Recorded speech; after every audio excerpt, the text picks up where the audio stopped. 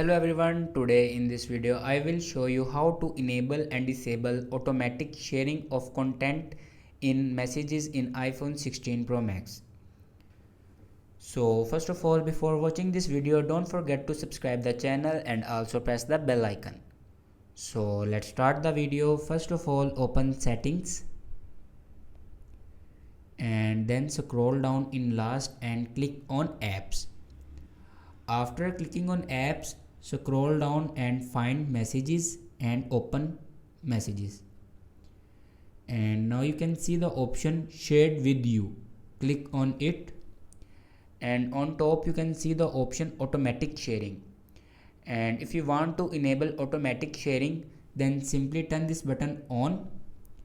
And if you want to disable automatic sharing, then turn this button off. So this is the way to enable and disable automatic sharing of content in messages in iPhone 16 Pro Max. Thanks for watching this video.